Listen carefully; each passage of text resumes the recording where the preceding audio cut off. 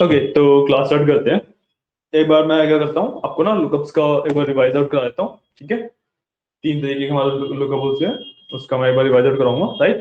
And उसके बाद फिर हम आगे बढ़ेंगे। एंड आज हम क्या करने वाले हैं, हम ना जो हमने डेटा वैलिडेशन सीखा था उसका यूज सीखेंगे।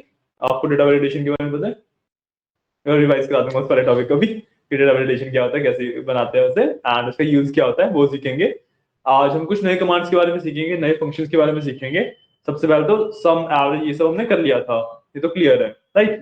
इसके अलावा हमारे पास कुछ फंक्शंस होते हैं, जैसे टाइम रिलेटेड फंक्शंस होते हैं।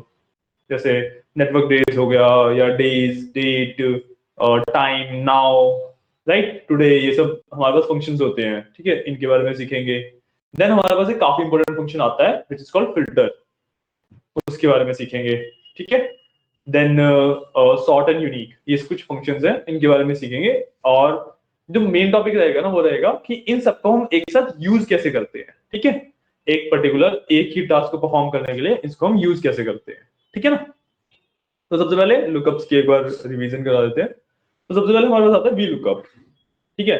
अब वी लुकअप के लिए मेरे पास एक डमी डाटा है basically, which is employ name and salary, ठीक है। अब वी लुकअप क्या करता है कि वी लुकअप का पहले बात मतलब वर्टिकल लुकअप होता है। तो जब आपके पास वर्टिकल डेटा होता है यू अप्लाई वी लुकअप, ठीक है। जब आपके पास हॉरिजॉन्टल डेटा होता है यू अप्लाई एच लुकअप, ठीक है। जैसे मेरे पास यहाँ पे आगे मैं दिखाऊं, ये हॉरिजॉन्टल डेटा भी है, इसमें इस तरीके से डेटा है, राइट। तो यहाँ पे हम अप्लाई करते हैं एच लुकअप, ठीक है। एक्स लुकअप पे बाद में जाएंगे। सबसे पहले आते हैं वी लुकअप पे। वी लुकअप क्या करता है, it will search for a specific name or specific value vertically, ठीक है। जो भी आपका डेटा है उसके बाद वर्टिकली वो एक स्पेसिफिक वैल्यू को सर्च करेगा, ठीक है। एंड इट विल रिटर्न उस टेबल में से जो भी कॉलम नंबर आप दोगे, ठीक है। तो फॉर एग्जांपल मैंने यहाँ पे क्या कर रखा है, मैंने ना यहाँ पे एक डेटा वैलिडेशन लगा रखा है, बट डेटा वैलिडेशन छोड़ो अभी। इसको आप सिंपली एक वैल्यू समझ लो। मैंने यहाँ पे ऋषि लिखा हुआ है, Rishi is my value data searching for, ठीक है। सो इसका D8 में मेरी वैल्यू है जो मैं सर्च करता हूँ, ठीक है। तो जब मैं VLOOKUP का फॉर्मूला लगाता हूँ, so it is something like कि VLOOKUP जो नाम है उसका, राइट। सबसे पहले आपको देना होता है कौन सी वैल्यू आप सर्च करना चाहते हैं। तो मैंने यहाँ पे लिखा हुआ D8। D8 मतलब मेरे को जो ऋषि का सर्च करना है, मेरे को जो भी सेल में लिखा हुआ है वो सर्च कर रहा हूँ मैं, राइट। उसके बाद देना होता है आपको टेबल एरे, ठीक है। टेबल एरे का क्या मतलब होता है, जिस भी डेटा सेट में आप अपनी वैल्यू को सर्च करना चाह रहे हैं, राइट। एंड इसमें आप याद रखेंगे कि जैसे अभी तो मेरे पास दो ही कॉलम्स हैं, इट इज ओके। बट अगर मेरे पास मान लो लेट्स से 10 कॉलम्स होते एंड जो मेरे को लुकअप करना है that is in let's say 8th column में, जैसे एम्प्लॉय नेम है वो 8th कॉलम है, उससे पहले बहुत सारी अलग अलग इन्फॉर्मेशन है। मेरे को एम्प्लॉय नेम के अंदर ऋषि लुकअप करना था, जो एम्प्लॉय नेम का कॉलम है वो 8th कॉलम है। तो you will start from 8th column. ऐसा नहीं है कि आप पूरा टेबल दे दोगे, नहीं, आप 8th कॉलम से स्टार्ट करोगे, ठीक है। 8th कॉलम से आप आगे तक जितना मर्जी सिलेक्ट कर सकते हो। एंड जो उस टेबल के अंदर डेटा आएगा आप उसी के अंदर से चीजें फेच कर सकते हो। इसमें हम जैसे आपने कहा 8 कॉलम है, लेट सपोज मुझे उस 8 कॉलम में चेक करना है ऋषि को, बट मुझे जो वैल्यू चाहिए वो चाहिए प्रीवियस वाले कॉलम। पॉसिबल नहीं है इसमें, पॉसिबिलिटी नहीं है, पॉसिबिलिटी नहीं है। आगे वाले को ही सिर्फ आगे वाले से ले सकते हैं हम, ठीक है। उसके लिए हम एक्स लुकअप पे जाते हैं और देखेंगे कि इस पर्टिकुलर टास्क के लिए हम एक्स लुकअप पे जाते हैं, ओके। ठीक है। So V lookup is vertically lookup करेगा। अब जैसे मैंने इसके अंदर सेकंड का दिया है, अपना टेबल दिया है, ठीक है। So this is my whole table, मैंने अपना पूरा टेबल इसको दे दिया, राइट। उसके बाद मैंने इसमें टेबल में जैसे हमने एम्प्लॉय नेम और सैलरी को नहीं लिया तो एरर आ जाएगा, मतलब उसमें ऊपर जो अच्छा सेल नेम को मतलब कॉलम नेम को नहीं दिया, नहीं उससे फर्क नहीं पड़ता। अब बीच में से कुछ भी डेटा दे सकते हो, कहीं से भी कुछ भी डेटा दे सकते हो, but the only condition is कि जो D8 जैसे मैं सर्च कर रहा हूँ ना, ये मेरा फर्स्ट कॉलम में होना चाहिए, ओके। ये वैल्यू सिर्फ फर्स्ट कॉलम में सर्च करता है ये, ठीक है ना। एंड उसके बाद मैंने 3 लिखा है। 3 का क्या मतलब है कि मैं थर्ड कॉलम की वैल्यू आउटपुट में ले रहा हूँ, ठीक है। So employ name will be my first column, बीच में एक ब्लैंक कॉलम है that will be second and salary is third. Okay, third column that is from the that particular, हाँ जो आपने सिलेक्ट किया है, जहां से सर्च करना शुरू किया है आपने ना, जिसमें आप सर्च कर रहे हैं। लेट सपोज ये जो एम्प्लॉय नेम था ये हमारा 8th कॉलम हाँ में जी, एंड सैलरी 11th कॉलम पे जाती है। बिल्कुल बिल्कुल। तो उस केस में हमें यहाँ पे 11 डालना नहीं होता है या 3 ही, 3 मतलब वो वहां से वहां कितने से काउंट, हाँ, उस जो हमने डाटा सिलेक्ट किया ना उसमें कौन सा कॉलम है वो, डजंट मैटर कि आप टोटल कितने कॉलम्स है, जो डेटा हम उसको दे रहे हैं उसके अंदर कौन सा नंबर पे कॉलम आ रहा है। ठीक है, सो मैंने यहाँ पे 3 लिखा है एंड यहाँ पे आता है मेरा फिर रेंज लुकअप। ठीक है, जब नाम है तब तो इससे इतना फर्क नहीं पड़ता, इसको जनरली हम फॉल्स ही रखते हैं, बट इसका क्या मतलब होता है कि ना एग्जैक्ट मैच और नियर मैच के लिए होता है। अगर मैंने इसको फॉल्स किया है तो इसका मतलब it will look for exact match, मतलब ऋषि है तो ऋषि ही ढूंढेगा। ओके, ठीक है, अब मैंने जैसे बताया कि नेम्स में इतना फर्क नहीं पड़ता, नेम्स में वो दूसरी नाम ढूंढ भी नहीं पाएगा, बट लेट्स से मैंने ना सैलरी के अंदर कुछ ढूंढ रहा हूँ, सैलरी के अंदर मैं 10,000 ढूंढ रहा हूँ, राइट। अब मैंने इसका फॉल्स नहीं किया, मैंने फॉल्स किया तो एग्जैक्टली 10,000 ढूंढेगा, जहाँ पे उसे 10,000 मिलेगा वहां पे बताएगा। मैंने इसे फॉल्स नहीं किया तो क्या होगा कि उसे बाय चांस 10,000 नहीं मिलता है, सो वो 10,000 से नियर वैल्यू ढूंढने लगेगा। 10,000 के बाद फिर 9,999 पे जाएगा, वो नहीं मिलता 9,998 पे जाएगा, वो जब तक उसे कोई वैल्यू नहीं मिलती उसकी नीचे की वो चलता नीचे चला वाली जाएगा, नहीं जाएगा, नीचे ऊपर वाली नहीं नहीं, जाएगा। ऊपर नहीं जाएगा।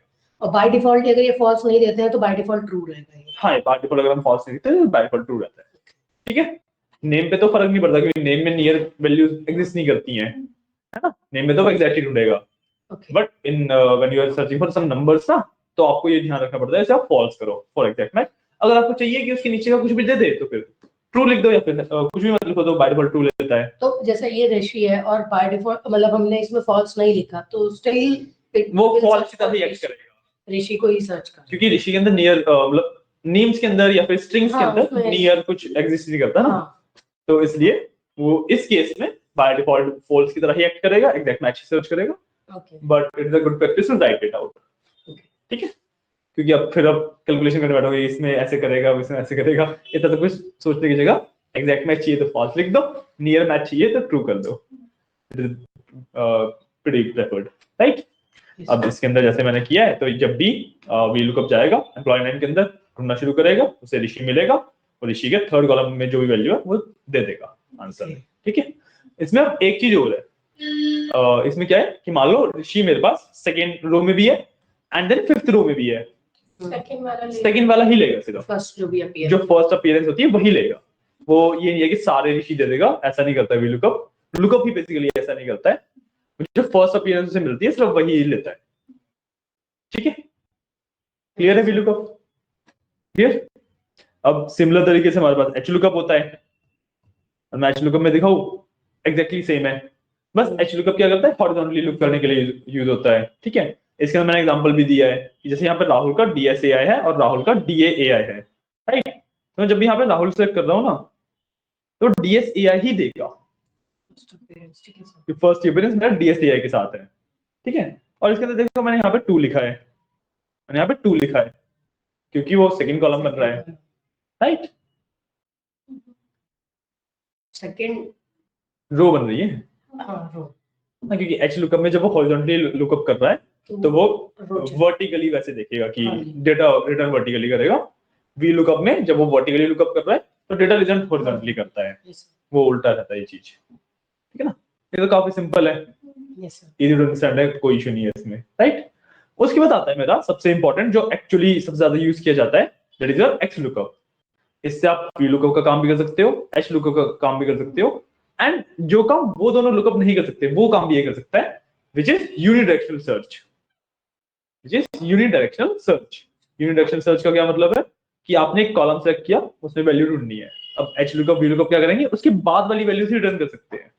एक्स लुकअप के पास क्या कैपेबिलिटी है कि आपने एक कॉलम दिया उसमें वैल्यू सर्च करनी है, दूसरा आप पहले का दे दो बाद का दे दो डजंट मैटर, कोई सा भी कॉलम दे दो वो वैल्यू फेच करके दे सकता है आपको। ठीक है, अब जैसे मैंने दोनों ही डेटा के ऊपर एक्स लुकअप लगाया है, तो what I have done is सबसे पहले मैंने इसके ऊपर लगाया है एक्स लुकअप। ठीक है, अब मैंने इसके अंदर क्या किया है, एक्स लुकअप फॉर्मूला देखो, इसके अंदर J8 what you have to search, similar तरीके से F2 to J2 it's basically किस कॉलम में या किस रो में सर्च करना है, सिर्फ एक ही दोगे आप उसे, अब आपको पूरा टेबल देने की नीड नहीं है, सिर्फ जिसके अंदर आपको सर्च करना है, might be that is a single row or a single column. हाँ, मतलब टेबल देते ही नहीं है इसमें, हम सिंगल रो या सिंगल कॉलम ही देते हैं, दैट इज अ कंपल्शन। ठीक है, तो आपने मैंने F2 to J2 दिया, बेसिकली ये वाली पूरी रो दे दी है, राइट। अब इसके कॉरेस्पॉन्डिंग में मैंने F3 to J3 दिया कि उससे मैच होके इस वाले रो में जो भी लिखा हुआ है वो दे दो मेरे को। अब यहाँ पे मेरा डेटा ही इस तरीके से है कि आगे वाली से ही मैं फेच करा रहा हूँ, बट अगर मैं F22 J3 पहले दे दूं और F22 J2 बाद में दे दूं तब भी इट विल वर्क। ठीक है, इसमें ऐसा नहीं है कि पहले वाली रो नहीं देगा बाद वाली रो नहीं देगा, आपको सिर्फ बताना है ऐसे कि क्या सर्च करना है, किस में सर्च करना है, क्या किस में से रिटर्न करना है। तो ये सब ये 3 चीजें देनी होती हैं। ठीक है, एंड इसके अंदर आपका वो भी वो वाला पंगा भी नहीं होता एग्जैक्ट मैच और रेंज लुकअप वाला, ये एग्जैक्ट मैच ही करता है, इसके अंदर रेंज लुकअप का फीचर ही नहीं है। ठीक है, इसके अंदर एक फीचर और है कि इफ नॉट फाउंड का, जैसे हेल्प में अगर मैं देखूं तो लास्ट में इफ नॉट फाउंड आ भी रहा है, राइट। इफ नॉट फाउंड का मतलब है कि अगर मैं यहाँ पे ना I can put a comma and type in any string कि अगर जो वैल्यू हम सर्च करना चाह रहे हैं वो डेटा के अंदर नहीं मिलती है तो वो क्या देगा उसकी जगह पे, सर्च करना चाह रहे हैं अगर वो डेटा में नहीं मिलती है तब वो क्या देगा। ठीक है, क्योंकि एच लुकअप वी लुकअप उसकी जगह पे सीधे एरर देते हैं अगर वो नहीं मिलता तो। ओके, इसमें हम कस्टम मैसेज दे सकते हैं कि जैसे we can write not found या this name is not present in the data, जो भी हम लिखना चाहें वो लिख सकते हैं यहाँ पे। ऐसे नॉट फाउंड कर दो, ऐसे नॉट फाउंड। ठीक है, एंड इसमें J8 की जगह पे let's say I will search for some name जो है ही नहीं, मैं मतलब डायरेक्टली वैल्यू भी दे सकता हूँ, जरूरी नहीं है मैं सेल ही दूं, यहाँ पे डायरेक्टली वैल्यू भी दे सकता हूँ। सो लेट्स से अपना नाम ही सर्च कर लेता हूँ, वो डेटा में नहीं है so it will not be able to find that. ठीक है, मैं एंटर करूंगा नॉट फाउंड देगा वो, क्योंकि उसे योगेश उस डेटा में नहीं मिला है। ठीक है, so let's just control set this and then hello and then हाँ क्लास चल रही है, हाँ बैठो। ठीक है, हाँ तो देन मैंने इसको जैसे अभी एच लुकअप की जगह हॉरिजॉन्टल डेटा में लगाया था, मैं वर्टिकल डेटा में भी लगा के दिखा रहा हूँ इसको सेम चीज को। ठीक है, एक्स लुकअप मैंने वर्टिकल डेटा में जब लगाया तो it is again same thing. ठीक है, क्या ढूंढना है, किस में ढूंढना है, किस में से आंसर देना। ठीक है, अब यूजुअली मैं जो नॉट फाउंड वाला है वो लगाया नहीं यहाँ पे, आप लगाना चाहो तो लगा सकते हो, टोटली अप टू यू। वो ना ऑप्शनल पैरामीटर होता है, ये 3 आपके रिक्वायर्ड पैरामीटर होते हैं। In that H lookup and V lookup भी हमारे पास 3 नेसेसरी है, बाकी हाँ, की हम ऐड ऑन करना तो चाहेंगे। लास्ट वाला ऑप्शनल है, मतलब बाय डिफॉल्ट उसकी वैल्यू ट्रू रहती है, हमें फॉल्स चाहिए थी इसलिए हमने फॉल्स लिखा है। तो उसमें से 4 ही पैरामीटर्स ले सकते हैं। हाँ, उसमें अवेलेबल ही 4 पैरामीटर्स होते हैं। ठीक है, इसके अंदर और पैरामीटर्स भी अवेलेबल है but those are your models. ठीक है, तो वो बेसिकली क्या हो गया कि आपको किस एल्गोरिथम को यूज करना है सर्च करने के लिए। जब बहुत ज्यादा बड़े डेटा पे जाते हैं हम तो depth first search, breath first search, वो सारी चीजें आती हैं, मतलब वो हम फिर एक्सेल में करते ही नहीं है, एक्सेल में होती नहीं वो सारी चीजें, मतलब रिकमेंडेड नहीं होता, बहुत ज्यादा स्लो हो जाता है उससे, so it is not recommended. तो इसलिए होता है कि यहाँ पे आपका return model and search model रहता है, match model and search model. ठीक है, मैचिंग किस हिसाब से करनी है, सर्च किस हिसाब से करना है। सो ये होते हैं हमारे बेसिक ऑफ लुकअप्स। ठीक है, कोई डाउट इसमें, क्लियर है? ठीक है, अब इसके बाद ना मैं यहाँ पे जाता हूँ, ये मेरे पास एक डेटा सेट है बेसिकली। ठीक है, दीजिएगा मेरे को, सुपरस्टोर वाला ये। ठीक है, मैंने ये किस चीज का बना रखा है, ब्लैंक फाइंड कर रहा है सिर्फ, इसको भी मैं एक बार डिलीट कर दूंगा।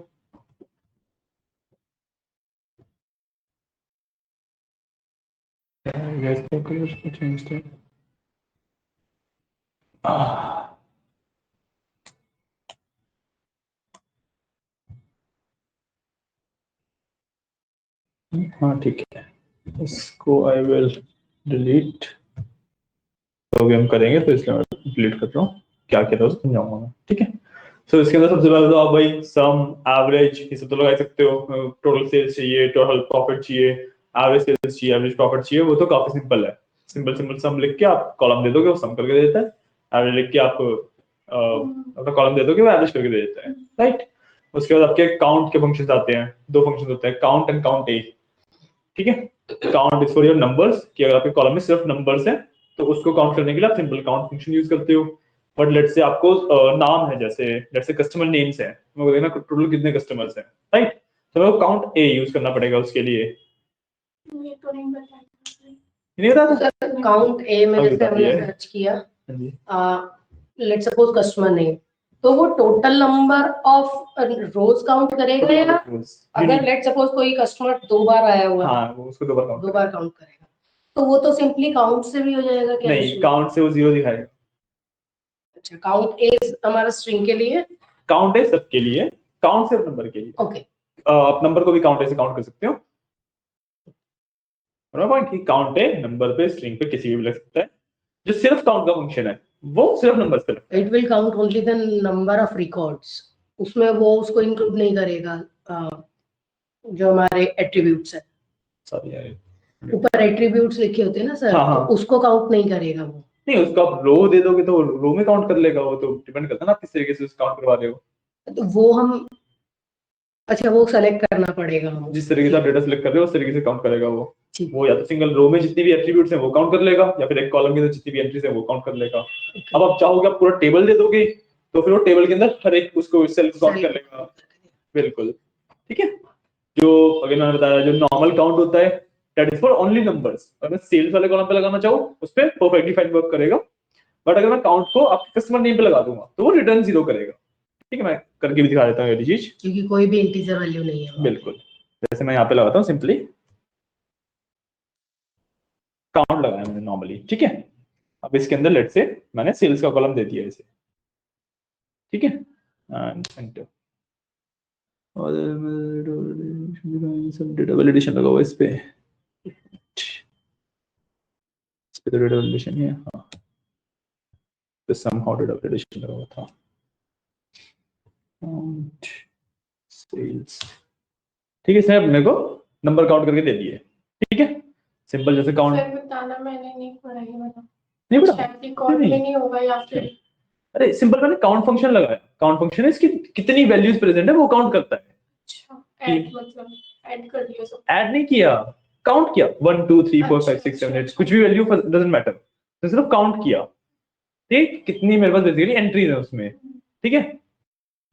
अब इसने 9,994 बताया, मतलब सेल्स के अंदर मेरे इतनी एंट्रीज है, ठीक है। अब अगर मैं सेम फंक्शन ना आपके जैसे ये तो नंबर था तो it work fine, right. But let's say मैं ना कस्टमर नेम पे लगा, ये ना I will put on customer name का है मेरा, ये कस्टमर नेम पे लगाया मैंने जैसे ये, ठीक है। अब मैंने क्या बताया था कि काउंट सिर्फ नंबर के लिए होता है, अगर मैं कस्टमर नेम पे से लगाऊंगा तो इट विल रिटर्न 0, क्योंकि वो स्ट्रिंग नहीं काउंट करता, ठीक है। अब अगर मेरे को नंबर ऑफ कस्टमर, मतलब कस्टमर नेम में एंट्रीज कितनी है वो काउंट करनी है, सो आई विल पुट काउंट ए,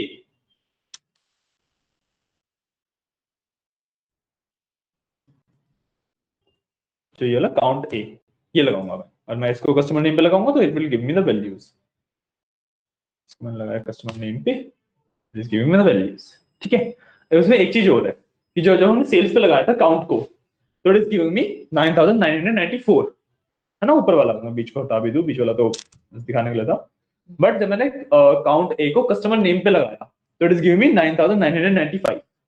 एक का डिफरेंस है, एंट्री सब में सेम है, डिफरेंस क्यों है गेस करो। क्योंकि वो उसमें जो काउंट था, काउंट में ऊपर जो था वो स्ट्रिंग वैल्यू थी, उसने उसको काउंट नहीं किया।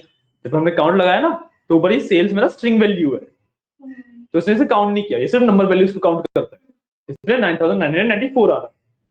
बट जब मैंने काउंट ए को कस्टमर नेम पे लगाया तो उसने कस्टमर नेम जो कॉलम का नाम लिखा हुआ है वो भी काउंट किया, इसलिए मेरा 9,995 आ रहा है, ठीक है। ये स्ट्रिंग वैल्यू को भी काउंट करता है, क्लियर, राइट। तो ये होता है काउंट एंड काउंट ए, इस तरीके से आपको count and count A use होता है। अब लेट्स से अगले फंक्शन में चलते हैं। कस्टमर आईडी होगी तो कस्टमर आईडी हमने लिखी किसमें हुई है इसमें, लेट्स सी, कस्टमर आईडी कहाँ है, ये भी आपकी स्ट्रिंग में है, इसमें सीजी वगैरह आ गया ना, और सिर्फ नंबर होता तो आप काउंट लगा सकते थे, सिर्फ नंबर के लिए काउंट। इसमें जैसे आपका सीजी वगैरह आ गया तो इट बिकम्स पोस्टल कोड, हाँ पोस्टल कोड को काउंट करेगा, क्योंकि पोस्टल कोड टेक्निकली हम स्ट्रिंग की तरह ट्रीट करते हैं उसे, बट इन द एंड है तो नंबर ही ना, तो काउंट उसको काउंट करेगा आराम से, कोई इशू नहीं है, ठीक है। डन, ठीक है। अब जो नेक्स्ट आता है आपका इफ एंड इफ्स आता है, ये आता है, एक बार बता देता हूँ फिर भी थोड़ा सा कि इफ में क्या होता है, वी गिव इफ एक कंडीशन और ट्रू होने पे क्या होगा, फॉल्स होने पे क्या होगा, ठीक है, कि if 1 is greater than let's say 0, true होने पे यस इट इज करेक्ट, वरना फॉल्स पे इट इज नॉट करेक्ट, ठीक है। या फिर अगर मैं जैसे दो नंबर को कंपेयर कर लूं, if profit is greater than 0, तो मैं प्रिंट कर सकता हूं कि इट इज अ प्रॉफिट, अगर 0 से कम है तो लॉस है, तो मैं ये कंडीशन दे सकता हूं। सॉरी, हाँ, इफ्स में तो जैसे एक ही कंडीशन आती है, इफ्स के अंदर you can give multiple conditions, ठीक है। फॉर एग्जांपल अगर मैं दूं, हम इस पे आते हैं, ठीक है, यहाँ पे मैंने कंडीशन दी हुई है, सिंपल इस वाली कंडीशन को देखते हैं पहले, ये इफ है, ठीक है। मैं इसको थोड़ा सा जूम करके दिखाऊंगा अगर आपको,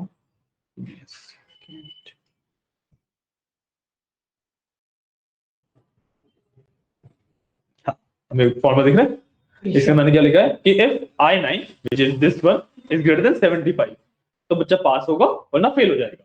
ये तो सिंपल इफ कंडीशन है कि अगर जो ये मेरे पास परसेंटेज है, बेसिकली परसेंटेज 75% से ऊपर स्कोर किया किसी बच्चे ने तो वो पास होगा, वरना वो बच्चा फेल हो जाएगा। तो सिंपल सी कंडीशन है, दिस इज इफ, नॉर्मल है, ठीक है। अब इसके बाद मैंने आता है ये वाला, इफ के अंदर मैं एंड लगा देता हूं, इफ के अंदर जब मैंने एंड लगाया, सो आई एम गिविंग इफ्स आएगा ना इसमें, मतलब इफ्स भी है, वो इफ के बाद एक एंड वाला भी था, उसके बाद इफ्स आएगा ना, ये वाला नहीं था, अकॉर्डिंग ये भी नहीं था, नहीं अकॉर्डिंग में कुछ चीजें मिस हो जाती हुई होंगी, मैं भी अब सीख लो, मैं रिकैप करा ही रहा हूँ, ठीक है। तो इफ्स के अंदर आपका एंड आ जाता है, एंड मतलब कि मेरे को दो कंडीशन चेक करके करना, इफ एल्स ही रहा हूँ, बट अब दो कंडीशन चेक कर रहा हूँ कि मेरे को क्या चाहिए कि H9 जो परसेंटेज है वो भी 80 से ऊपर हो, एंड I9 जो कि टोटल स्कोर है, सॉरी मैंने उल्टा बोला, H9 जो कि मेरा टोटल स्कोर है वो 80 से ऊपर चाहिए, एंड परसेंटेज है वो भी 80 से ऊपर चाहिए, तभी बच्चा पास होगा। और इन दोनों में से कोई भी एक भी 80 से नीचे है तो बच्चा फेल हो जाएगा, ठीक है। तो वही मैंने एंड लगा दिया, एंड का मतलब कि ये दोनों कंडीशन ट्रू होनी चाहिए, मतलब इस एंड में सिर्फ दो कंडीशन है। हाँ, एंड के अंदर दो कंडीशन आती है, और अगर मुझे 3 देनी है तो हम एक और एंड लगा सकते हैं, मतलब बिल्कुल, एंड के अंदर भी मतलब उसमें इफ्स एंड भी आ सकता है, उसमें मतलब इफ्स में इसका ना पर्पस अलग है, जब इफ पे जाता हूँ तो बताता हूँ, इसका ना जो मेन पर्पस है वो अलग है, ये पर्पस अलग है। इसमें we are checking multiple condition एक आउटपुट के लिए, इफ्स में क्या होता है कि एक कंडीशन से एक आउटपुट लेते हैं, बताता हूँ जब इस पे जाता हूँ। अभी क्या है कि हम चेकिंग मल्टीपल कंडीशंस एक आउटपुट के लिए, ठीक है। और मान लो आपको 3 करनी है, अब तो क्या करना पड़ेगा, एक एंड लगाओगे, उसके पहली कंडीशन दोगे, सेकंड कंडीशन की जगह पे एक और एंड लगाओगे, और उसके अंदर दो कंडीशन दोगे, इस तरीके से होगा। लाइक इस पूरे एंड के बाहर एक और एंड दे देंगे, हाँ, और जो ये वाला एंड है उसके साथ एक और कॉमा में एक और कंडीशन दे देंगे, बिल्कुल। अगर लेट सपोज मुझे चाहिए कि दोनों में से कोई एक है तो हम और लगा सकते हैं, हाँ, यहाँ पे एंड की जगह पे और लग जाता है, ठीक है। और मतलब दोनों में से कोई भी एक ट्रू होगा तो it will give you the true result, ठीक है, एंड आपका पास आ जाएगा, ठीक है। के साथ एंड वाला पार्ट भी समझ आया, Yes, sir. आपको क्लियर है? ओके, तो the last one is your ifs. अब इफ्स क्या होता है, इफ्स के अंदर एक कंडीशन एक आउटपुट, एक कंडीशन एक आउटपुट, एक कंडीशन एक आउटपुट, जितना मर्जी लगाते रहो आप, ठीक है। तो जैसे मैंने पहले क्या किया कि अगर परसेंटेज आई वाला कॉलम है वो परसेंटेज का है, so we will remember that, ठीक है। और परसेंटेज 90 से ऊपर है तो विल डू एक्सेलेंट मार्क्स, अगर 75 से ऊपर है तो विल डू गुड मार्क्स, अगर 50 से ऊपर है तो विल डू एवरेज मार्क्स। और लास्ट में मैंने ट्रू लिखा है, ट्रू का मतलब कि एक कंडीशन दे दी मैंने, ऑलवेज ट्रू है, मतलब बचा हुआ कुछ भी, बचा हुआ कुछ भी में फेलिंग मार्क्स आ जाएगा, ठीक है। ट्रू मैंने लिखा ताकि ये कंडीशन मेरी ऑलवेज ट्रू होगी, ठीक है। कुछ भी लिखा हो डजंट मैटर, मैंने ट्रू लिखा हुआ है मतलब वो कंडीशन ट्रू ही है, तो उसकी जगह पे मेरा फेलिंग मार्क्स आ जाएगा, मतलब it is working like else, हाँ, it is working like else, हाँ, it is working like else, ठीक है। अब इसके बाद हमें एक चीज का ध्यान रखना पड़ता है कि जो हमारी ऐसी कोई कंडीशन है जिसके ट्रू होने के चांसेस बहुत ज्यादा कम है, उसको सबसे पहले लिखना पड़ता है हमें, ये चीज का ध्यान रखना है। कोई ऐसी कंडीशन जिसकी ट्रू होने के चांसेस बहुत ज्यादा कम है उसको हम सबसे पहले लिखेंगे, क्योंकि मान लो इसी में जैसे मैंने 90 से ऊपर लिखा, 90 से ऊपर बहुत कम बच्चे आएंगे, राइट, तो उसको मैंने सबसे पहले लिखा। ऐसा क्यों किया, और मान लो मैंने जैसे 50 वाला है जो बहुत ज्यादा बच्चों को आता है उसको मैंने सबसे पहले डाल दिया, तो 99 भी 50 से ऊपर है, 51 भी 50 से ऊपर है, वो सब में पहली कंडीशन मैच हुई और उसने एवरेज मार्क्स दे दिए सबके, गॉट माय पॉइंट। ओके, तो ये बाय डिफॉल्ट ये है कि जो इसमें फर्स्ट चेक किया उसको अब देखेगा कि उससे नीचे हो लेकिन नेक्स्ट वाले से अब हाँ, ओके मतलब पहली कंडीशन चेक करी, ट्रू हो गया तो वो प्रिंट करके एग्जिट ले जाएगा। दूसरी कंडीशन चेक करी, ट्रू हो गया तो just give me a second। Okay, दूसरी कंडीशन चेक करी, वो ट्रू हो गया तो वहां पे उसने प्रिंट करके वो एग्जिट ले गया। तो जैसी कंडीशन इसे ट्रू मिल जाएगी, वो ऐसे चलता है कि फर्स्ट कंडीशन ट्रू हुई तो ये हो गया, दूसरी कंडीशन अगर ट्रू हुई तो ये हो गया, बट एक कंडीशन ट्रू मिलते ही एग्जिट ले जाता है, बाकी कंडीशन चेक नहीं करेगा वो। ओके जैसे ही उसे एक कंडीशन ट्रू मिलेगी वो एग्जिट ले लेगा। ठीक है, सॉरी, ये होता है आपका एल्स। ठीक है, यस सर क्लियर है। और लास्ट में इसमें अब एल्स के हमारे पास कोई ऑप्शन नहीं होता, तो एल्स को हम इस तरीके से लिखा जाता है, ट्रू लिख के यू कैन गिव एनीथिंग। तो एज अ एल्स वर्क करता है कि कोई भी कंडीशन ट्रू नहीं होगी तो ये कंडीशन ट्रू होगी ही होगी, है ना। तो ये एल्स में वर्क कर देगी, उसके अलावा कुछ भी होगा it will provide failing marks. ठीक है, डन। ठीक है, तो ये हमारा बेसिक हो गया। अब इसका लेट मी सी, हाँ अब आ जाते हैं डेटा वैलिडेशन पे। ठीक है, डेटा वैलिडेशन इज जब आपको एक होल लिस्ट ऑफ डेटा में से एक वैल्यू निकालनी होती है। ठीक है, होल लिस्ट ऑफ वैल्यूज में से एक वैल्यू निकालनी होती है। ठीक है, अब जो इसका बहुत बेसिक फॉर्म है, हम बहुत बेसिक फॉर्म ही करेंगे, जो बाकी फॉर्म्स है उसको आगे बढ़ के करेंगे, और जो बहुत बेसिक फॉर्म है उसे हम कहते हैं ड्रॉप डाउन। ठीक है, कि हमने एक पूरा कॉलम दे दिया डेटा वैलिडेशन को कि ये हमारे वैल्यूज है, अब वो उसका एक ड्रॉप डाउन बना देगा। ड्रॉप डाउन में से आप कोई भी वैल्यू सिलेक्ट कर सकते हो और उस सेल की वैल्यू वही बन जाएगी। ठीक है, जैसे मैंने एग्जांपल देता हूँ, यहाँ पे कर रखा है, जैसे मेरे पास ये डेटा था। ठीक है, इसके अंदर मैंने ये कॉलम पे डेटा वैलिडेशन लगा रखा है, इसलिए मेरे पास आ रहा है ये। मैं इस पे क्लिक करूंगा, मेरे पास जो भी चार नाम वहां पे थे एम्प्लॉय नेम के अंदर वो आ रहे हैं। ठीक है, मैं किसी को भी सिलेक्ट करूंगा, मेरे यहाँ पे वैल्यू चेंज होती है, और क्योंकि एक्स लुकअप मेरा सॉरी वी लुकअप मेरा इसी वाले कॉलम पे लगा हुआ है, तो जैसे ही यहाँ पे वैल्यू अपडेट होती है, एक्स लुकअप में भी वैल्यू उसके हिसाब से अपडेट हो जाती है। ठीक है, अब ये चीज लगाते कैसे हैं। सो जिस भी सेल के ऊपर आपको डेटा वैलिडेशन लगाना है, पहले आप सेल को सिलेक्ट करोगे, जैसे लेट से मेरे को इसके सेल के ऊपर डेटा वैलिडेशन लगाना है, मैं इसको सिलेक्ट कर लूंगा and I will go to data. ठीक है, डेटा के अंदर this is data validation, data, data tools, data validation, ये आपका पाथ रहता है। ठीक है, मैं इसके ऊपर जाऊंगा, इस मैं डेटा वैलिडेशन पैनल, इसमें से अलाउ के अंदर मैं सिलेक्ट करूंगा लिस्ट। हमारा देखो बहुत सारे तरीके के डेटा वैलिडेशन है, but list is drop down one. ठीक है, मैं लिस्ट सिलेक्ट करूंगा, हमें को देना है इसके अंदर सोर्स कि कहाँ से डेटा लेगा उस लिस्ट के अंदर डालने के लिए। तो आई सिलेक्ट दिस एंड मैं इसके अंदर ये दे दूंगा इस तरीके से। ठीक है, एंटर किया मैंने, इसने वो उसके सेल आईडी दिखा ली सबकी, मैंने किया okay and give me a data validator.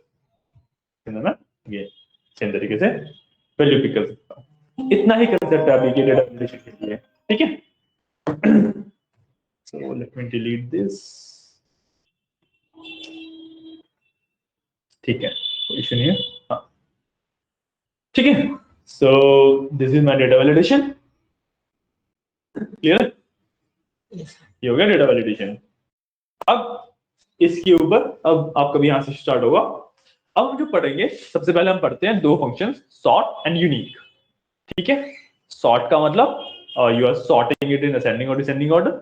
ठीक है, कि आपको कोई भी वैल्यूज को असेंडिंग या डिसेंडिंग ऑर्डर में सॉर्ट करना है, तो आप सॉर्ट फंक्शन का यूज करते हो। ठीक है, अब इसके अंदर अगर आप जो सॉर्ट फंक्शन है वो लगा रहे हो इंटीजर वैल्यूज पे, नंबर वाली वैल्यूज पे, so it will from as smallest to largest और लार्जेस्ट टू स्मॉलेस्ट, है ना।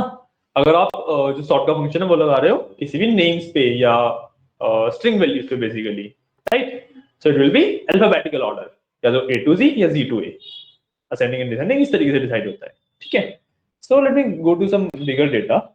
ठीक है, अब लेट्स से मैं ना सॉर्ट लगाता हूँ सेल्स के ऊपर, मैं सेल्स के ऊपर सॉर्ट लगाता हूँ, तो it will be simply like equals sort and इसके अंदर आई कैन डू सेल्स। तो एरे में मैं दे दूंगा इसे सेल्स।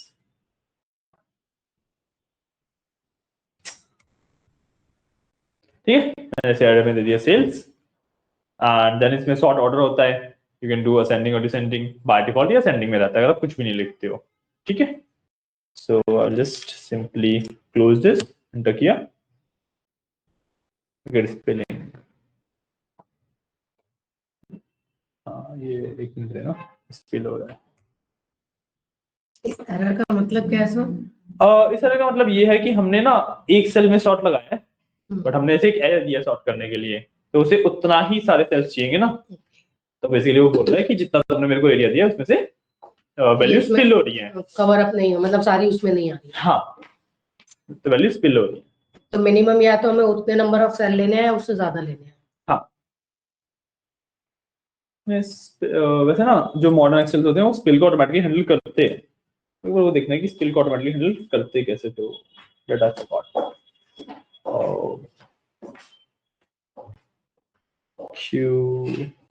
Q2 hash होता है, just give me a second, it should be Q hash, Q2 Q कर देते हैं, कोई इशू नहीं है, Q2 ठीक है। इस तरीके से हम स्पिल को हैंडल करते हैं। तो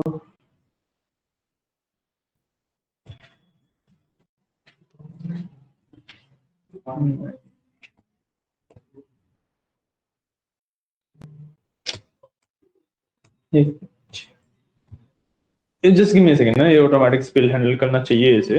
यूजुअली वैसे तो हम जब पुराने वाले एक्सेल के वर्जन्स में स्पिल को हैंडल करना होता था हमें, तो हमारे पास और कोई सॉल्यूशन नहीं था, you have to drag the whole thing and उसके ऊपर से हम सॉर्ट लगाना पड़ता था, पहले तो हमारे पास यही था। अब मॉडर्न एक्सेल में इस वाले जो एक्सेल माइक्रोसॉफ्ट 365 के साथ इंट्रोड्यूस हुआ है और एक्सेल वर्जन्स 2021 के बाद वाले, ठीक है, उन सब में ऑटोमेटिक स्पिल हैंडलिंग है।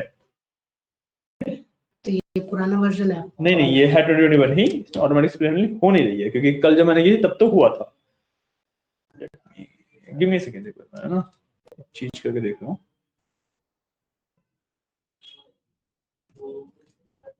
लेट्स से इसके अंदर में कस्टमर नेम दे दिया, ठीक है। हाँ इसके अंदर ऑटोमेटिक स्पिल हैंडलिंग हुई। सो कुछ तो है कि किसी फॉर्मूला में स्पिल हैंडलिंग हो रही है, किसी में नहीं हो रही है। सो देखो मैंने अभी यहाँ पे क्या किया है, जो फॉर्मूला मैंने लगाया है इट इज सॉर्ट, कि मैं सॉर्ट करना चाहता हूँ, ठीक है। तो मैंने साथ में यूनिक भी लगाया है, तो I think unique is handling the spill for us, ठीक है। तो कई फॉर्मूलाज स्पिल हैंडल कर पा रहे हैं, कई नहीं कर पा रहे। अभी ये जो चीजें ना काफी नई नई है, ठीक है। तो सर यूनिक वाले में तो फिर प्रॉब्लम ये आ जाएगी ना कि वो अगर रिपीटेड डाटा है उसको उसमें लेगा ही नहीं हमारे सॉर्ट में। हाँ वो सॉर्ट में नहीं लेगा, तो अभी उस पे आते हैं, उस यूनिक वाले को भी बात करते हैं, ठीक है। तो सॉर्टिंग में ऑटोमेटिक स्पिल हैंडल नहीं हो रहा है, तो सॉर्टिंग में what we have to do is select all the corresponding cells and then हम सॉर्ट लगाएंगे उसको, ठीक है। अब आते हैं यूनिक वाले फंक्शन पे। सॉर्ट तो सिंपल सा है, ठीक है, वो सॉर्ट करेगा बस, राइट। यूनिक वाले फंक्शन पे यूनिक का क्या मतलब होता है कि मान लो आपके पास 10 रोज है, ठीक है, 10 रोज के अंदर आपका नेम्स है, बट 2 नेम आपके 2 बार आ रखे हैं, मतलब डुप्लीकेट्स हैं बेसिकली। लेट्स से तो एक ही रो करेंगे ना हम? नहीं हमने तो कॉलम सेलेक्ट किया ना पूरा, हाँ, हमने F2F मतलब F वाला पूरा कॉलम दिया हमने, जो हमारे पास ये वाला कॉलम है, हमने शुरुआत से लेके अंत तक का पूरा कॉलम दे रखा है, हाँ। है ना। सो इसके अंदर क्या होगा कि अब जैसे मान लो एक का नाम 5 बार, तो 5 बार उसे दिखाने की जगह पे यूनिक फंक्शन लगाने से वो एक ही बार दिखेगा। मतलब यूनिक का मतलब हो गया कि जो यूनिक एंट्रीज है सिर्फ वही दिखाओ, ठीक है। अगर एक नाम 5 बार है तो 5 बार की जगह भी एक बार दिखेगा, एक नाम 10 बार है तो वो भी एक ही बार दिखेगा, एक नाम एक ही बार है वो भी एक ही बार दिखेगा, सारे नाम एक एक बार ही दिखेंगे चाहे उनकी एंट्री जितनी मर्जी बार हो, ठीक है।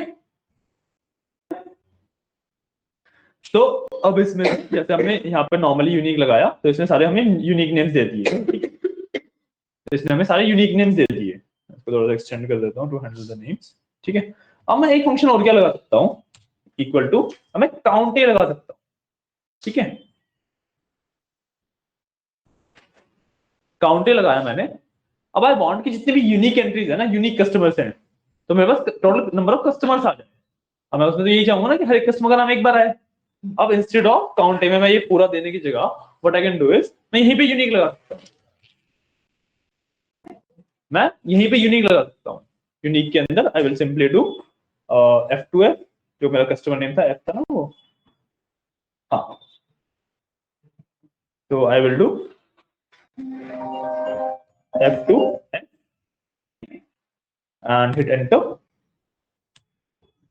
795 मेरे पास यूनिक कस्टमर्स हैं, एक्चुअल नंबर 794 होगा।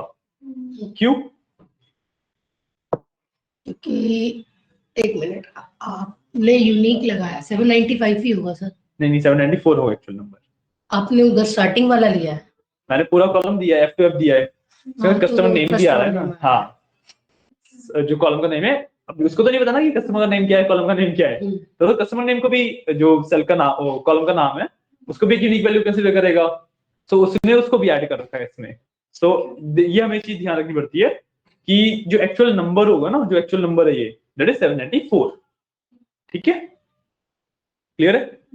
इसके अंदर हम इस चीज को एडजस्ट करते हैं इस तरीके से, हम इसके बाद सीधा -1 लगा सकते हैं। ठीक है, जब भी हम एक काउंटिंग कर रहे हैं, हम ये तो है नहीं कि मान लो मेरे पास 10,000 समथिंग रोज है, मैं ड्रैग करता रहूंगा उसको नीचे तक, नहीं ना, कॉलम सेलेक्ट करूंगा, उसमें से मेरे को पता है कि कॉलम नेम तो एक ही बार आएगा, 1 माइनस कर दूंगा। इज इट पॉसिबल कि हम सेल नेम, कॉलम नेम और वो रो नेम को चेंज कर सकें? सॉरी, जैसे रो नेम है ऊपर, कॉलम Column नेम names है है, UV ABCD, तो ये इनको चीज चेंज कर सकते हैं? नहीं, इनको फ्लिप करने का ये ऑप्शन fix नहीं होता, ये फिक्स रहते हैं, ये एक्सेल का कैलकुलेशन का मेथड है ये, कि जितने भी फॉर्मुलाज होते हैं इन्हीं के बेसिस पे बिल्ड होते हैं ना, तो इनको फिक्स करोगे तो फॉर्मुलाज के एक्चुअल कोड्स में चेंजेस करने पड़ेंगे कि एड्रेस को लुकअप कैसे कर रहे हैं वो, राइट। और इसका ना वो भी कैलकुलेशन होता है कि कितने नंबर ऑफ कॉलम्स आपको देने हैं, कितने नंबर ऑफ रोज आपको प्रोवाइड करनी है। सो वो ABCD है ना, तो इसलिए जो टोटल नंबर ऑफ कॉलम्स होते हैं वो 26 क्यूब रहते हैं। 26 क्यूब, 26 क्यूब मतलब टोटल नंबर ऑफ कॉलम जितने जा सकते हो, 26 into 26 into 26 करके जो भी आंसर आ रहा है 26 क्यूब होता है बेसिकली वो। और रोज होते हैं 10,48,500 समथिंग होती है, वो एग्जैक्ट नंबर तो मेरे को नहीं ये याद है। इस न्यूअर वर्जन की बात कर रहे हो, आप पुराने में तो कम होते हैं। नहीं 10 लाख के ही चल रहा है सब में, सब में? इसमें उन्होंने ये चीज अपडेट नहीं करी है कब से। पता नहीं, मैंने उसमें जाके जब नीचे देखा नहीं लास्ट नहीं में नहीं कुछ नहीं 14 समथिंग नहीं नहीं दिखाता नहीं, है। वो बेसिकली जब आप नीचे जाते हैं ना, तो एक set of rose he loaded होती हैं, जब वो Okay. पूरी रोज फिल करेंगे उसके बाद फिर और रोज आ जाती हैं। ओके, हाँ, तो ऐसे करते करते जो एक्चुअल लिमिट होती है ना, जिसके बाद और रोज आनी बंद हो जाती है, दैट इज 10,48,596 या 94 ऐसा कुछ नंबर है, और लास्ट की 2 डिजिट से आती है मेरे को। सर जो आपने इसमें किया शॉर्ट में, हाँ जी, ये काउंट में भी तो यही काउंट कर दिया था उसने, वही नहीं? नहीं सॉर्ट के अंदर देखो, सबसे पहले ए वाले सिर्फ आ रहे हैं, उसके बाद मैं नीचे जाऊंगा तो बी वाले आने लग जाएंगे, जैसे अब बी वाले आ रहे हैं सिर्फ, फिर सॉर्टिंग की A to Z में मैंने सॉर्ट कर दिया उसे। फिर वो नंबर, वो अरे नंबर आएगा उनका, वो तो काउंट किया मैंने, फॉर्मूला अलग अलग है, देखो यहाँ पे जो फॉर्मूला है, यहाँ पे फॉर्मूला सॉर्ट यूनिक है, कि मैंने यूनिक वैल्यूज को सॉर्ट करके दिखाया है, ठीक है, तो उसने सारी मेरे को यूनिक वैल्यू सॉर्टेड दे दी। यहाँ पे मैंने क्या किया, काउंट यूनिक किया, यूनिक वैल्यू काउंट करी है। सॉर्ट का मतलब वो सारी वैल्यूज को सॉर्ट करके देगा, काउंट का मतलब वो एक एंट्री को काउंट कर लेगा, ठीक है ना। -1 मैंने यहाँ पे इसलिए किया क्योंकि मेरे को कॉलम का जो नेम था कस्टमर नेम, वो तो मेरा एक्चुअल कस्टमर बेस है नहीं, मेरे को उसे हटाना था, इसलिए मैंने -1 किया वहाँ पे। और जो रिपीटेड नेम थे उसमें शॉर्ट में वो एक ही बार आए हैं। हाँ, वो यूनिक लगाया मैंने तो वो एक ही बार आए हैं, क्लियर है। तो ये आपका सॉर्ट एंड यूनिक होता है, ठीक है। इसके बाद आपके पास कुछ टाइम्स के फंक्शन आते हैं, let me see that as well, एक बार कौन से कराने हैं आपको।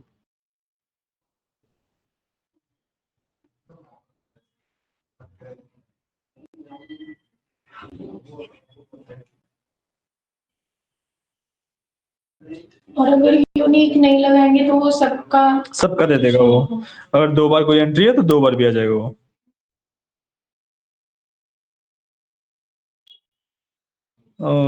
ठीक है, ये हो गया।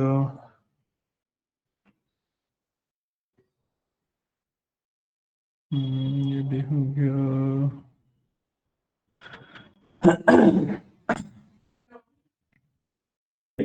एक चीज और बची है, अब आपके पास एक और जो पॉसिबिलिटी आती है, that is your count ifs and some ifs, ठीक है। सम और काउंट तो हमने देख लिया है ना, अब आते हैं काउंट इफ और सम इफ, ठीक है।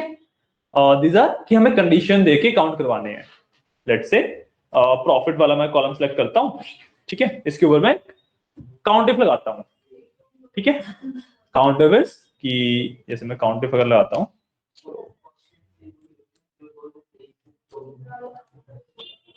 काउंट इफ, ठीक है, काउंट इफ में क्या होगा, I will give a range and a criteria, वो उसी को काउंट करके देगा उस रेंज में से जो वो क्राइटेरिया फुलफिल कर रहे हैं, ठीक है।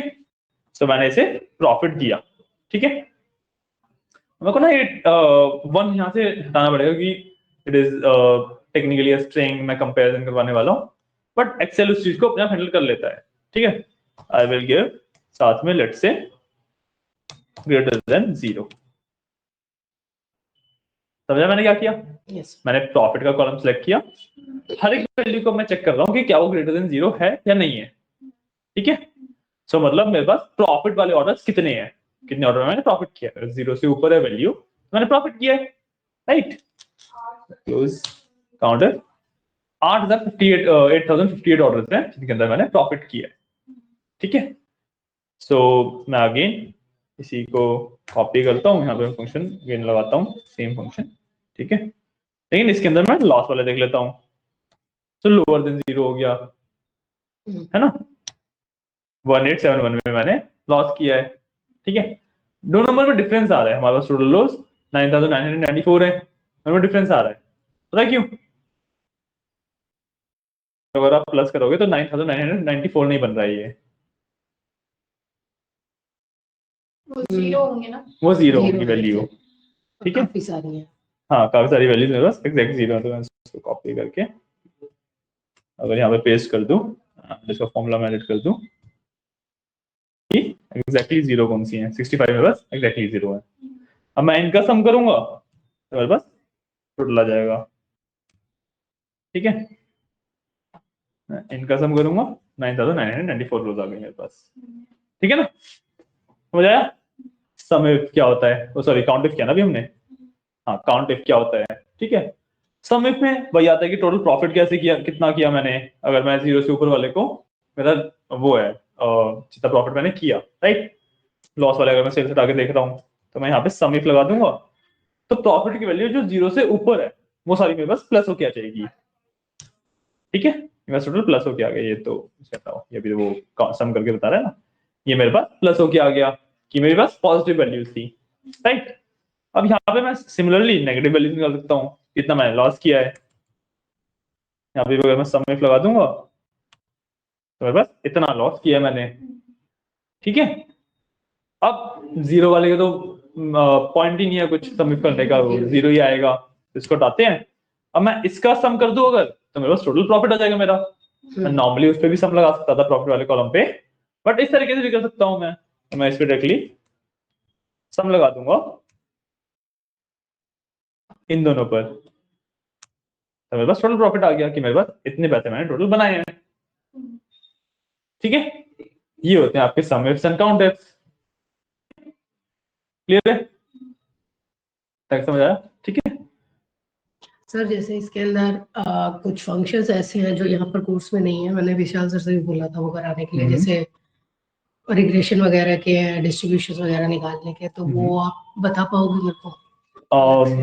क्योंकि हाँ अलग से वो बता आते हैं और वो मेरे को समझ में नहीं मैं डेफिनेटली अलग से बता दूंगा, जो भी फंक्शंस होंगे ना तो एक बार को लिस्ट भेज दीजिएगा, ओके, ठीक है, जो भी आपको फंक्शन समझ में हो, क्योंकि इसमें अंदर उन्होंने बहुत सारे एक सॉल्वर भी यूज करवाया था हमें ऑप्टिमाइजेशन के लिए, होते हैं, ऑप्टिमाइजेशन, तो डेटा ऑप्टिमाइजेशन सॉल्वर वाला मैंने काफी सारी चीजें कर लिया था, स्टेप्स मुझे समझ आ गए थे, बट सॉल्वर तो वो होता है ना जो आपको मतलब आप एक वैल्यू दोगे, इस वैल्यू की वैल्यू चेंज कर करके वहां तक जाना होता है, हाँ कि मतलब स्टेप्स वाला। हाँ उसमें 2-3 चीजें थी कि इसको मैक्सिमम ऑप्टिमाइजेशन कैसे निकाल सके, हाँ मतलब हाँ हाँ हाँ वो बस केस बेस्ट केस पे निकालते हैं उससे, हाँ वो मैक्सिमम तो मिनिमम दोनों निकालते वो हैं, तो कोर्स में है।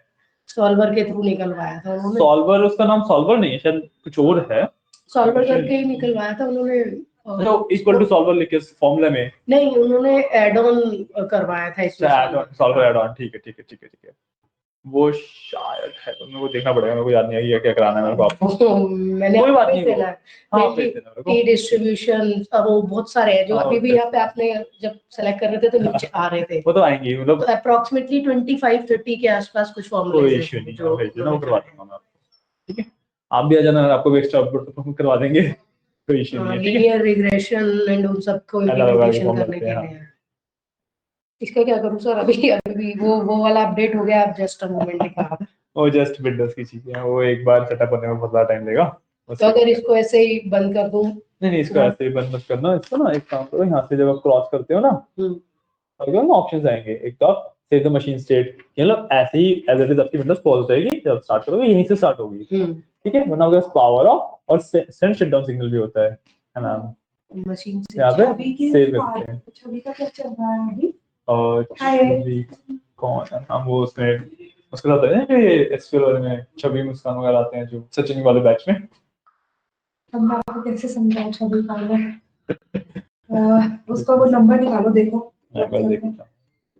उसको काबिल का कॉल है, एक उसके मिनट फीडबैक के लिए कॉल किया एक मिनट एक मिनट एक मिनट, नंबर बोलिएगा मैम एक बार। छवि के नाम से तो हाँ दिखा दे मैम एक बार। चलिए हाँ समझ गया, ठीक है। अच्छा, इसका कौन सा बैठ में आ रही, क्या टाइमिंग है? ये एसक्यूएल चल रहा है इसका अभी, अभी पिछले हफ्ते तो आई नहीं थी पूरा। लो बात करें। हाँ जी, हम बात हेलो सर, मैं आपकी इसके ट्रेनर से बात कर रही हूँ, मैं बात करती हूँ।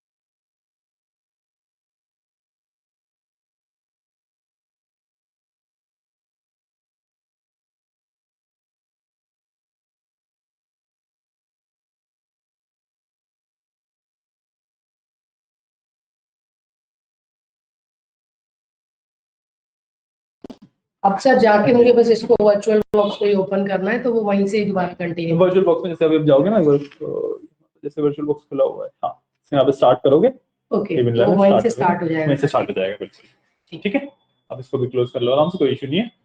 ये आपका वही एप्लीकेशन में वर्चुअल बॉक्स के नाम से एप्लीकेशन है। ये दोनों अलग अलग है सर? ऐसे शॉर्टकट बन गए हैं क्या? एक वर्चुअल बॉक्स वीएम हाँ, है, ये शॉर्टकट बन गए हैं। ये जो नॉर्मल वर्चुअल बॉक्स है, ये आपका एक्चुअली सॉफ्टवेयर है, ये वीएम का बन गया। यहाँ से आप डॉक से अनपिन भी कर देना, से पिन हो गए वो डॉक में मेरे ख्याल से।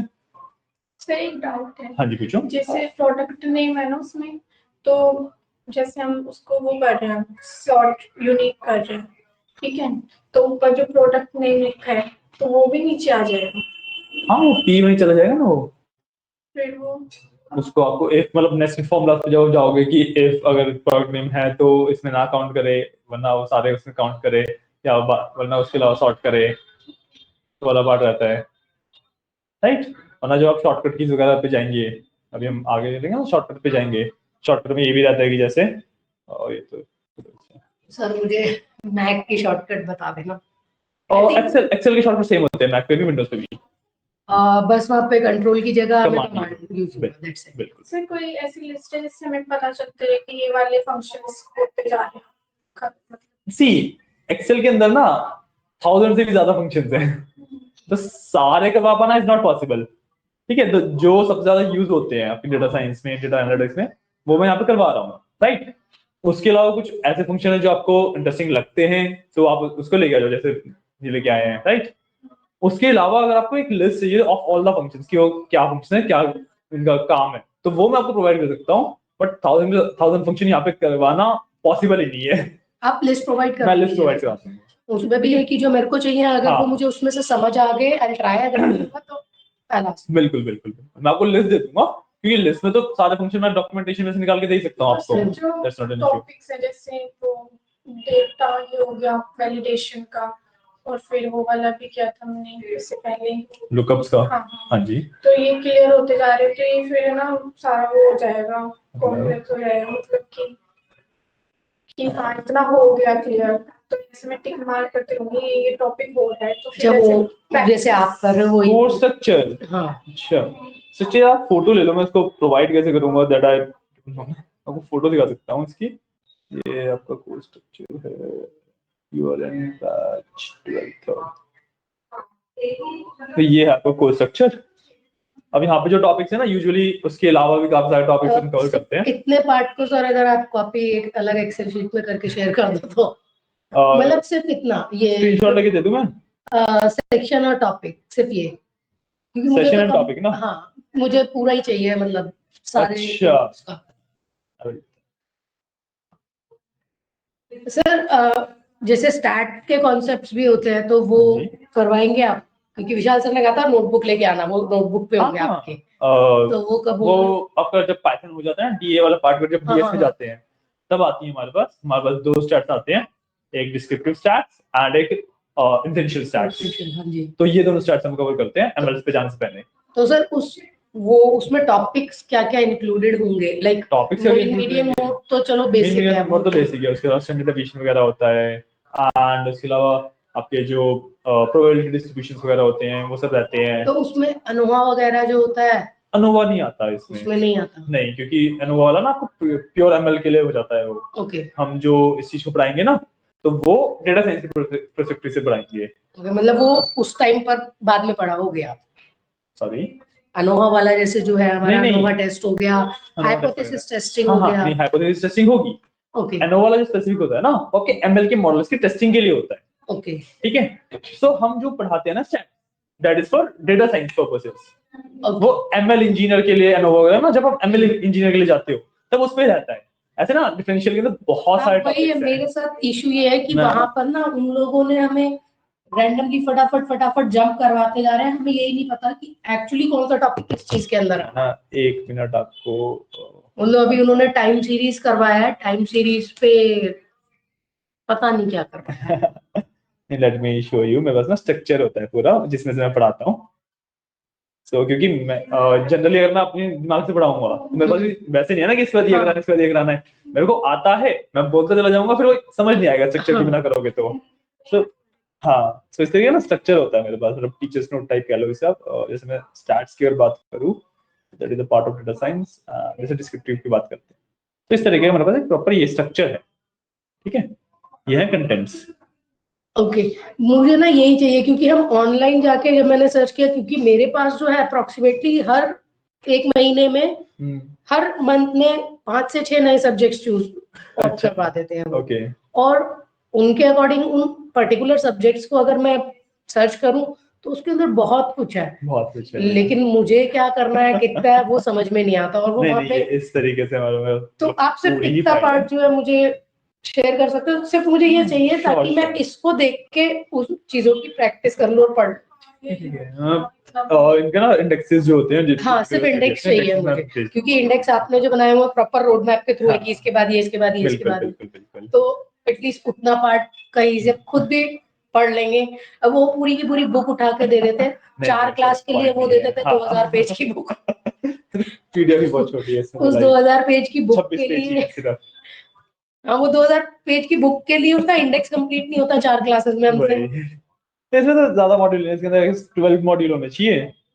8 ही है, तो 8 मॉड्यूल्स हैं जो हम डिस्क्रिप्टिव स्टैट्स में पढ़ेंगे। उसके बाद डेटा ओवरव्यू सक्सेस रहता है, लाइक जैसे पावर बीआई का है, एक्सेल का है। मैंने भेजा था मुझे स्टार्टिंग में, शायद ये वही है। एक बार आप देख लो। नो आइडिया, नहीं मुझे नहीं भेजा हुआ ये। कोई बात नहीं, उतना भेज दूंगा। ये वही है। मतलब आप ये पीडीएफ शेयर कर दो, अगर हाँ पूरी पीडीएफ शेयर group कर में दूंगा, करना कोई है ना, इशू तो नहीं ये- है मेरे को। बट रिमेंबर कि ये ना सिर्फ लाइक एक हेल्प बुक टाइप हाँ, है, इसके अंदर सिर्फ वही चाहिए कई सारे मुझे। टॉपिक ऐसे भी होंगे जो मैं पढ़ाऊंगा नहीं होंगे, कई सारे हाँ। टॉपिक ऐसे भी है तो इसमें वो पढ़ाऊंगा नहीं। हाँ वो सो कोई वो issue देखना ये ना नहीं। वो मुझे बस मेरे उसके लिए चाहिए, हाँ। वहाँ के लिए मेरे कितने कॉन्सेप्ट्स आ रहे हैं उसको क्लियर करना है। ये इसके अंदर मतलब प्रॉपर हर टॉपिक थोड़ा थोड़ा एक्सप्लेनेशन होगा, सब कुछ होता है। हाँ, आप अगर कर सकते हो तो सर प्लीज ये मैं कर शेयर कर दीजिएगा, दूंगा, कोई इशू नहीं है। क्योंकि मेरा डाटा साइंस प्लस एआई वाला है हाँ जी, मेरा हाँ जो जी। कोर्स है। तो मैथ्स वगैरह पूरी है इसकी। हाँ वही चीज। मेरा भी यही है। हाँ हाँ भेज दूंगा, मना नहीं कर रहा मैं आपको। भेज दूंगा, मेरे को कोई इशू नहीं है, मैं बस तो मतलब पढ़ाने के लिए ही है।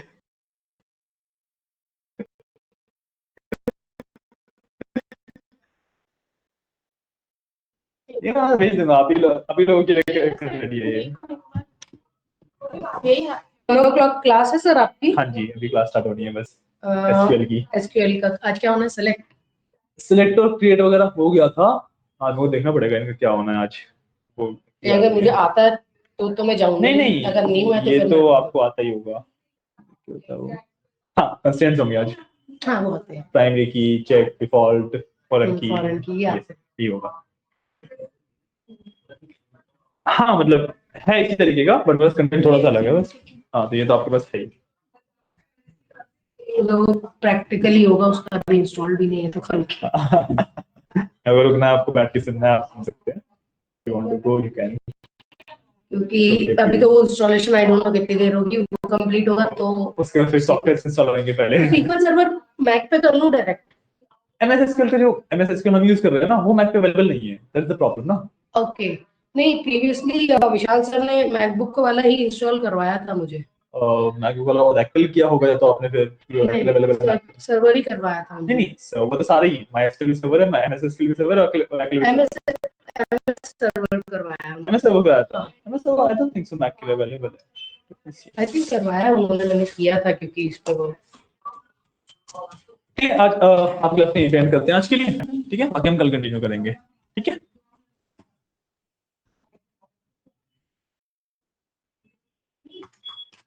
चलिए, थैंक यू।